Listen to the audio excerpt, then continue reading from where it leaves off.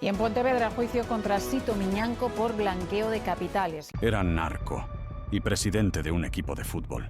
Llevó al Juventud Cambados desde un club de pueblo hasta rozar la segunda división, mientras sus planeadoras descargaban cocaína en las playas gallegas. Y lo más increíble aún estaba por llegar. Tras décadas de persecución, el propio Estado que quería hundirlo terminó pagándole dinero. Una indemnización ordenada por el Tribunal Europeo de Derechos Humanos. El narco cobró del Estado. En Galicia, tierra de mar brava y noches de niebla, nació una leyenda. Un joven marinero, de familia humilde, que aprendió a leer las corrientes del Atlántico antes que los libros de la escuela. Su nombre, José Ramón Prado Bugallo. Pero pronto, todos lo conocerían por un alias que haría temblar a Europa entera. Sito Miñanco. En las rías bajaban barcos cargados de tabaco americano y allí estaba él, rápido, astuto, incansable. Nadie podía imaginar que aquel muchacho de manos curtidas en sal acabaría sentado frente al mismísimo cártel de Medellín. Un salto imposible, de marinar redes en Cambados, a negociar toneladas de cocaína con los amos de la droga en Colombia. Sito había encontrado su destino, y Galicia, sin saberlo, se convertiría en la nueva puerta de entrada de la cocaína en Europa. En Galicia, a finales de los 70, el contrabando no era un secreto, era una forma de vida. Las rías, con sus cientos de entradas y salidas, se convirtieron en un tablero perfecto para los que sabían moverse entre la niebla. Mientras en el resto de España se hablaba de crisis y paro, en Cambados circulaban coches de lujo y fajos de billetes. Allí, entre marineros y contrabandistas, apareció un joven de mirada fría y ambición desmedida, José Ramón Prado Bugallo, un chico que pronto sería conocido como Sito Miñanco. Comenzó descargando fardos de tabaco americano en la costa. Las noches eran largas, los motores rugían en la oscuridad y el dinero corría más rápido que el ron. Para muchos, era solo un contrabandista más. Pero Sito no pensaba igual. Él veía cada descarga como un entrenamiento para algo mucho más grande. Lo que nadie sospechaba es que aquel marinero humilde acabaría sentado frente al cártel de Medellín. Un salto imposible, pero real, del tabaco a la cocaína, del humo de los cigarros, a toneladas de polvo blanco que inundarían Europa. Pero lo peor aún estaba por venir, porque la historia de Sito Miñanco no es solo la de un narco con barcos y contactos en Colombia. Es la de un hombre cuyos pasos parecían estar siempre un segundo por delante de la policía. Había fugas de información, operaciones que se caían en el último momento, barcos que desaparecían justo antes de ser interceptados, como si alguien, en la sombra, le soplara al oído cada movimiento del Estado. Escucha lo que viene a continuación porque explica por qué cada redada parecía fallar en el último segundo. A mediados de los 80, Cambados parecía vivir un sueño. Calles estrechas con bares llenos, coches de alta gama en cada esquina y un club de fútbol que, de repente, empezó a escalar categorías como nunca antes. Al frente, un presidente joven y carismático, Sito Miñanco. En el estadio, los domingos eran una fiesta. Familias enteras con bufandas, gritos, aplausos, orgullo local. El equipo ascendía, y con él, la fama de su presidente. Para el pueblo, Sito era un benefactor, un hombre que daba trabajo, que llenaba de ilusión a Cambados. Nadie quería preguntar de dónde salía tanto dinero, porque la respuesta estaba a pocos kilómetros de allí, en la costa. De noche, mientras los focos del estadio se apagaban, en la oscuridad de la ría rugían motores imposibles de alcanzar. Las planeadoras de Miñanco cortaban el agua a toda velocidad, cargadas con toneladas de cocaína. Los marineros hablaban de ellas con respeto.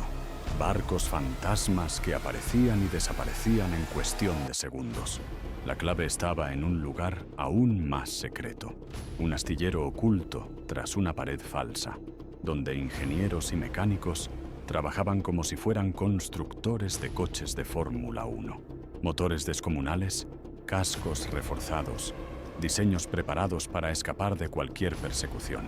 Cuando la justicia quiso señalarlo, su defensa soltó una de las frases más surrealistas jamás escuchadas en un tribunal. Esas lanchas, aseguraban, eran para ver delfines. Una mentira tan grotesca que todavía hoy provoca asombro e indignación. Pero detrás de esa sonrisa en el palco y esas excusas absurdas en los tribunales se escondía un control total. Un poder que iba más allá de los barcos y del fútbol. Un poder que convertía a Sito Miñanco en intocable. Para la policía, detener a Sito Miñanco era como intentar atrapar humo. Cada operación preparada con meses de antelación se derrumbaba en el último momento. Cada barco que seguían de cerca desaparecía justo antes de ser interceptado. No era casualidad. Había fugas de información. Agentes que sospechaban que alguien, desde dentro, filtraba datos de las investigaciones. Porque de otra manera era imposible. Sito siempre parecía saber dónde estaban, qué vigilaban, cuándo iban a actuar. En su poder incluso aparecieron las matrículas de los coches camuflados de la Guardia Civil y de la Policía Nacional. Un detalle escalofriante que dejaba claro hasta dónde llegaba su red. Para los investigadores, era como luchar contra un enemigo invisible. Un capo que no necesitaba disparar una sola bala, porque su mejor arma era la información. En Galicia empezó a correr un símil inquietante. Miñanco era como un pulpo escondido en la oscuridad del Atlántico. Tú podías atrapar un brazo, pero siempre había otros 7 moviéndose en silencio, envolviendo todo a su alrededor. Esos eran sus tentáculos invisibles. Conexiones en puertos, despachos, tribunales e incluso en los mismos cuerpos de seguridad. La policía sabía que tarde o temprano tendrían que arriesgarlo todo. Una operación más grande, más precisa y más arriesgada que cualquiera anterior. Porque para derribar a Sito Miñanco no bastaba con interceptar un barco. Había que cortar todos los tentáculos de golpe. La presión contra Sito Miñanco crecía cada día. La policía sabía que si fallaban otra vez, su leyenda se haría intocable. Así nació la Operación Mito, una de las investigaciones más ambiciosas jamás realizadas en España. Durante meses, los agentes se siguieron cada movimiento, cada llamada, cada reunión. Aviones, lanchas, escuchas, un despliegue militar para atrapar a un hombre que parecía siempre un paso por delante. Y entonces llegó el día. En 2018, en plena madrugada, decenas de agentes irrumpieron en sus refugios de Galicia y Madrid. El capo de Cambados, el narcopresidente, el mito intocable, caía otra vez en manos de la justicia. La redada fue un golpe de efecto. Cayeron toneladas de cocaína, millones en blanqueo y una red de colaboradores que alcanzaba hasta abogados de prestigio. La prensa lo convirtió en portada, la gente en mito. Pero el final no sería tan simple, porque en el juicio, Miñanco volvió a demostrar su calma absoluta. Cuando el juez le dio la palabra, se inclinó levemente hacia el micrófono y dijo, con la venia. El silencio se hizo en la sala, y acto seguido, se negó a declarar. Explicó que, por consejo de su abogado, no hablaría hasta que se completaran todas las pruebas periciales. El proceso quedó en suspenso, sine die. La justicia atrapaba su cuerpo, pero no su voz. Y aquí vuelve lo más increíble de toda su historia. El Estado que lo persiguió durante décadas tuvo que pagarle dinero. El Tribunal Europeo de Derechos Humanos le dio la razón en parte de sus recursos. El narco cobró del Estado. Hoy, a sus casi 70 años, Sito Miñanco sigue siendo un nombre prohibido en Galicia. Para unos, un delincuente.